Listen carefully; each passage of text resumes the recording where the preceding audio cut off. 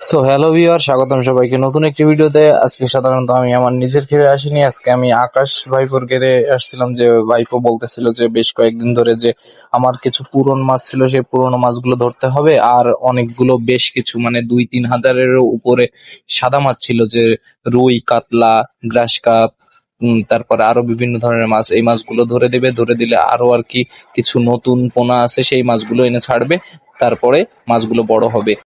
সাধারণত অধিক ঘনত্বের ফলে যে কোনো মাছের বৃদ্ধি কমে যায়, সেজন্য আর কি ভাইপো এই উদ্যোগটা নিয়েছে যে তার এখানে 2 থেকে 2.5 হাজারের মতন সাদা মাছ ছিল। সেই মাছগুলো সবই ধরে দেবে, সর্বনিম্ন আধা কেজি পর্যন্ত যে মাছগুলোই উঠবে সেই মাছগুলো সম্পূর্ণ ধরে দিবে। তাহলে হবে কি, নতুন যে গলদার পোনাগুলো ছেড়েছে সেই মাছগুলো দ্রুততার সাথে বৃদ্ধি পাবে, আর অল্প কিছু পরিমাণের সাদা পোনা এনে এখানে ছাড়বে। তারপরে সেই মাছগুলো একই সঙ্গে আর 1-1.5 মাস পর থেকেই আবার পর্যায়ক্রমে ধরা শুরু করতে পারবে।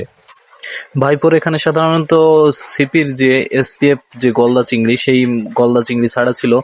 আর অধিক পোনা মাছের কারণে এই মাছগুলোর বৃদ্ধি পাচ্ছিল না, কিন্তু প্রোডাকশন খুবই ভালো ছিল। আর মাছের ঘনত্বও খুব ভালো, আর মাছের চেহারা, সৌন্দর্য, আসলে সবকিছুই ঠিক আছে, কিন্তু মাছের বৃদ্ধিটা পাচ্ছিল না।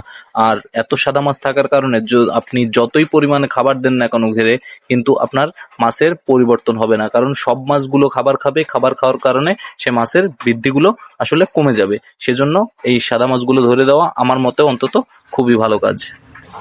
বৃদ্ধি কম হচ্ছিল শুনে আমি আসলে ভাইপোর কাছে শুনেছিলাম যে তুমি কি ধরনের খাবার দাও। ভাইপো আমাকে বলল যে সে প্রথমে সকালবেলা সয়াবিন দেয়, 15 কেজি সয়াবিন ভিজিয়ে রেখে সেটা আসলে 30-35 কেজির মতন হয়। আর হচ্ছে যে পরবর্তীতে বিকালবেলা সিপির যে ইন্ডিয়ান যে খাবারটা আছে সেই খাবারটা প্রয়োগ করে। তাতে কি হবে, কিন্তু মাছের অধিক ঘনত্বের ফলে আর সাদা মাছে আসলে সব খাবারগুলো খেয়ে নেয়, যার কারণে মাছের গ্রোথটা খুব কম হচ্ছিল। এই জন্য সাদা মাছগুলো ধরে দিয়েছে।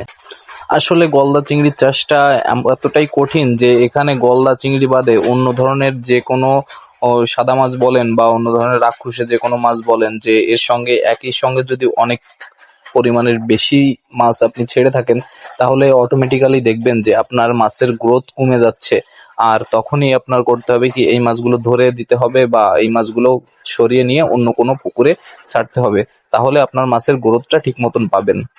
আসলে বাগদা গলদা চিংড়ির যে চাষটা, এই চাষটা আসলে বেশিরভাগ বাগেরহাটে বেশি হয়ে থাকে, অর্থাৎ বাংলাদেশের দক্ষিণাঞ্চলে। তাও আবার আপনি বলতে পারেন যে মোল্লাহাট, চিতলমারি, ফকিরহাট, রামপাল, শরণখোলা, তারপরে মোংলা, এইসব জায়গায় চিংড়ি উৎপাদন বেশি হয়ে থাকে। আপনি বলতে পারেন যে 80% চিংড়ি, সারা দেশের 80% চিংড়ি এখান থেকে উৎপাদন হয়। এখান থেকে সারা দেশের মানুষের কাছে পৌঁছে যায় এবং বিদেশেও রপ্তানি হয়। সো ভিউয়ার, আজকের ভিডিওটি এই পর্যন্তই। আর যারা যারা চিংড়ি চাষ করেন তাদের সকলের জন্য শুভকামনা রইল। আপনারা সবাই সুস্থ থাকবেন, ভালো থাকবেন। আজকের মতন বিদায়।